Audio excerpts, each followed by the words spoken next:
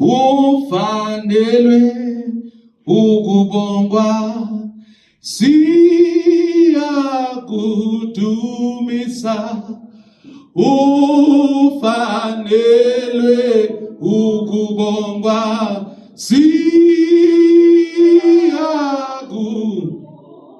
ufanelwe ukubongwa, siyakudumisa, ufanelwe ukubongwa.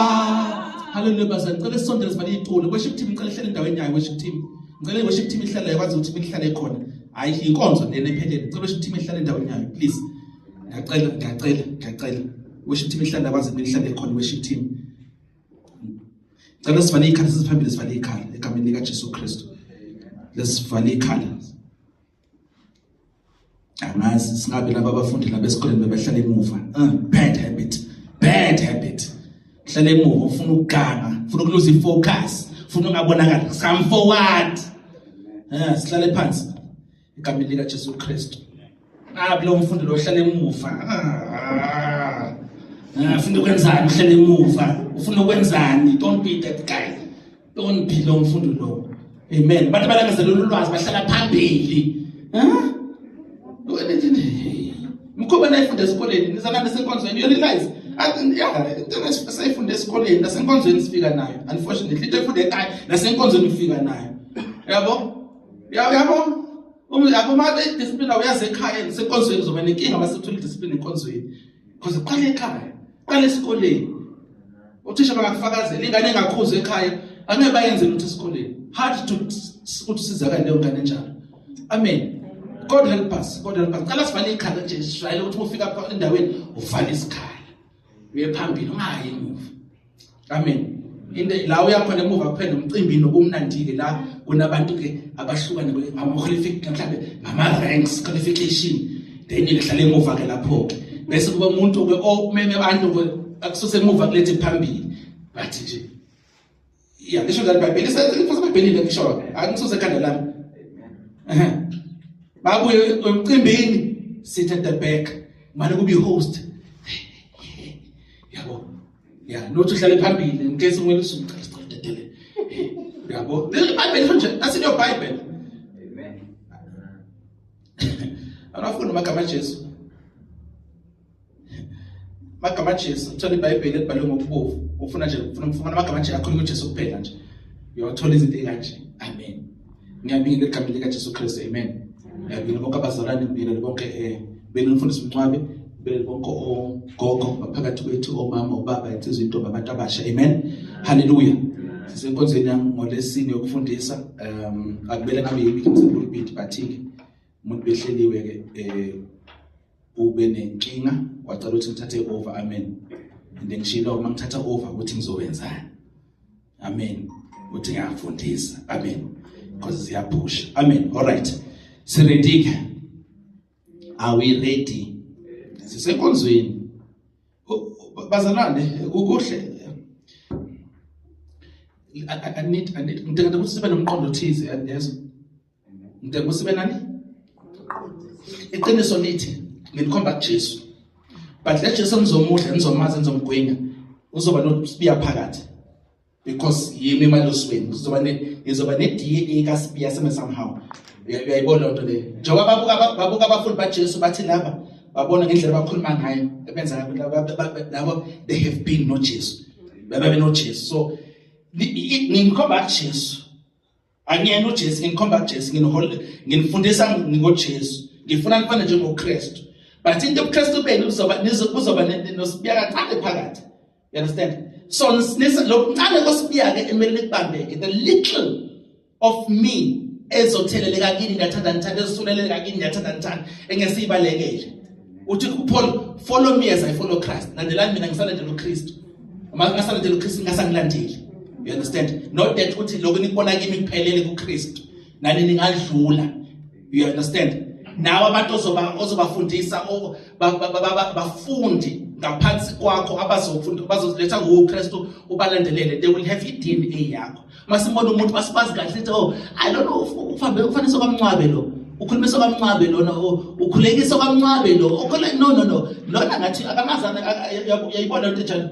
Izoba khona into enjalo ke.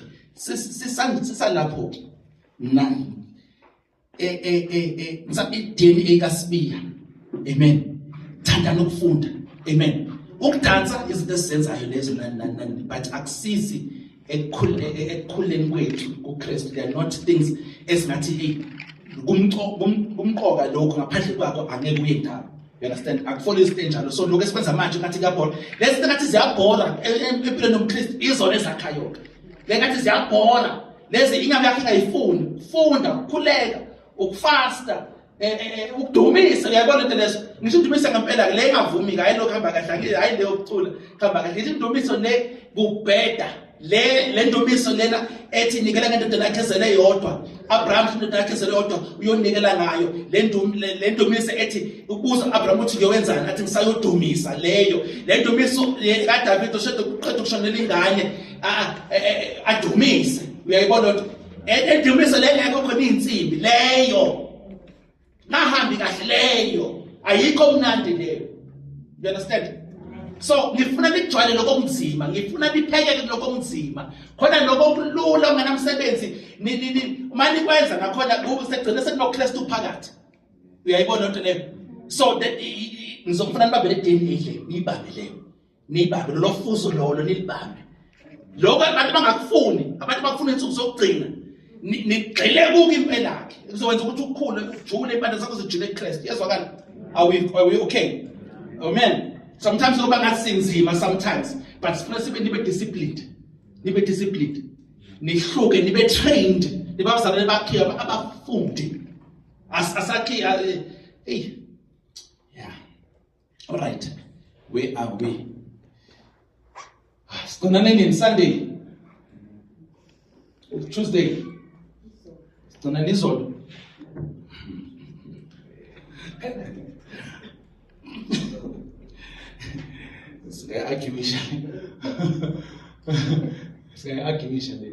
Right, khona ezinto sikhulume ngazo la ngiyazi ayibonakali khona bayibhaleni ngazi neyibhale phansi ake ngilokhu I won't go over it again but khona singakhavanga la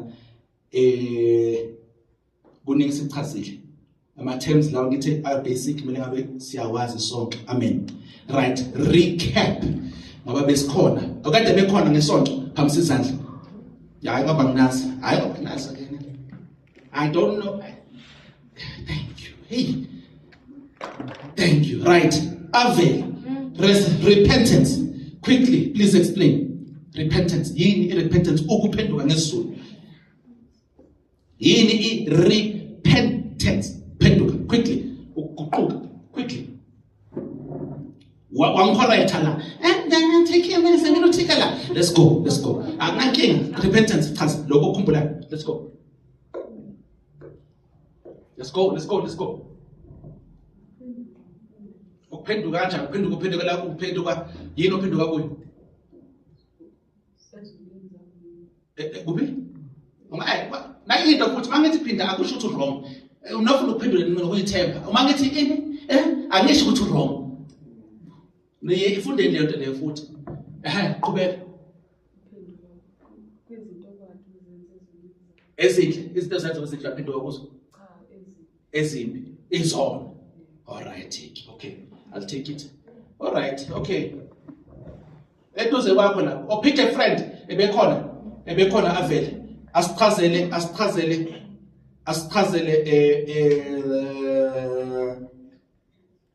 asichazele umehluko. Pick a friend. Ungaphiki ngoba negqubu ukhetha umuntu ozazi ukuthi uzophendula lento ezoyibuza. Ungaphiki makhethe ngegqubu. Umuntu ozasichazela umehluko phakathi kwegospel ivangeli nensindiso. Ivangeli nensindiso. Ma-Engs uzokhethisa esikhombile. Yes. Umehluko phakathi kwevangeli nensindiso. Let's go.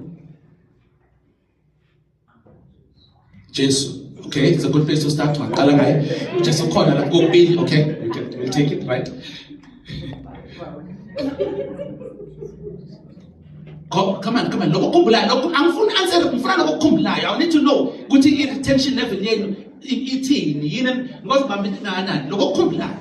Ungasabi ukuba wrong futhi. Let's go. Ngabe ngabuthisha. Angifuni uphendula lokho, come on. Phendula. Confidence. Yes.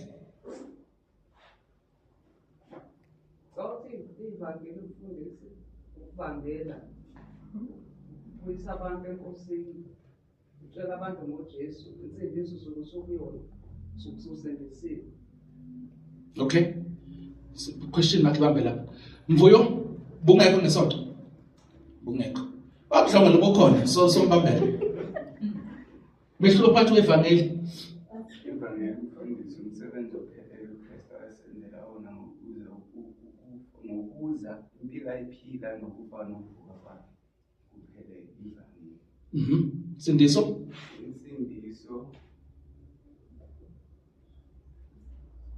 Insindiso umusa esawuthola ngevangeli. Give that man. My man. Nazo-ke. Well done. 100% correct. Ubabeleka ngithi. Yeah, uvangeli hayi ukuvangela. Umuvangela kusubatshela ngevangeli. Okay? Yeah, 100% correct. That's exactly why ngibeka kanjalo. Okay? Yeah. That in challenge. Asime lapho singaze sikude ngoba ngiyabona sibe nenkinga. Yabona sibe nenkinga. Umongo. Sithe umongo ubuzani ucheck ivesi. Yini okumele uzibuze yona? Who? Yeah, who? How? When? Yes. When? Okay. Why? Hey. Hey, the person is strong. Hey, my Lord.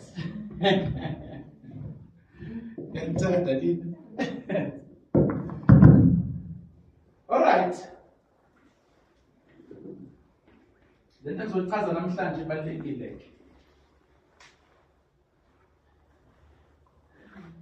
Amanye amagama sikawachaza sizowachaza.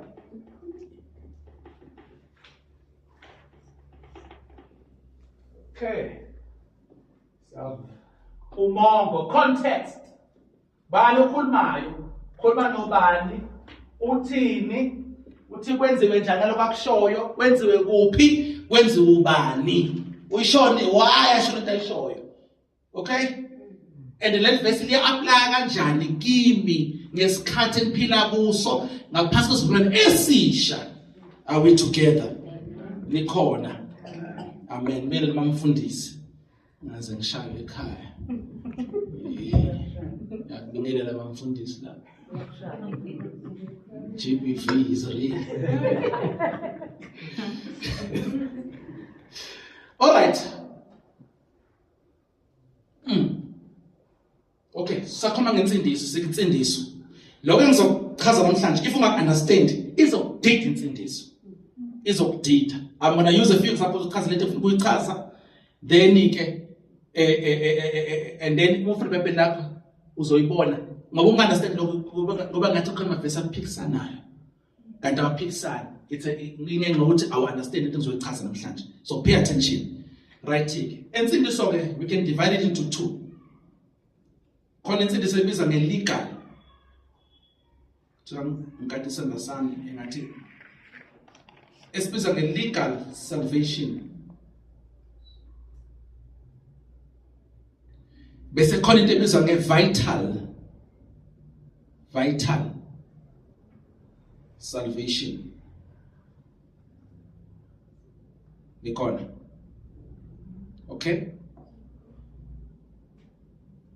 Legal salvation, vital salvation. Chaza ukuthini into le? Legal salvation sikhuluma ngomsebenzi ophelele kaJesu. Ofezwe uJesu. Complete work.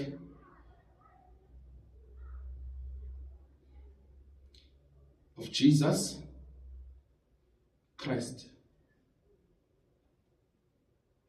Okay?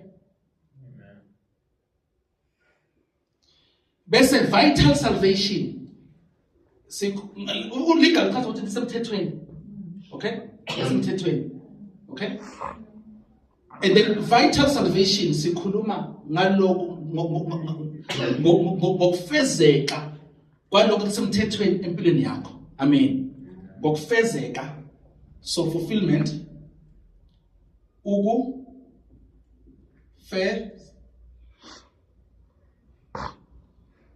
fezeka komsebenzi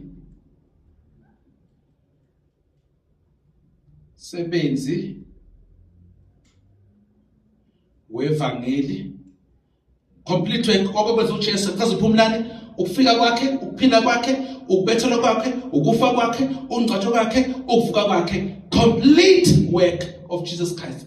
Lana sikhuluma ngokufezeka komsebenzi bengithini la kaJesu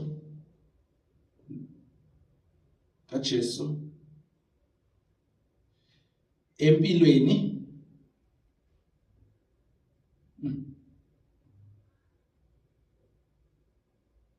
yomzalwane.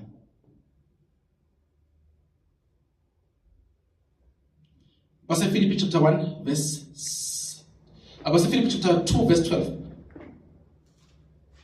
Yomzalwane. Base Philippi chapter 2 verse 12. Base Philippians 2:12.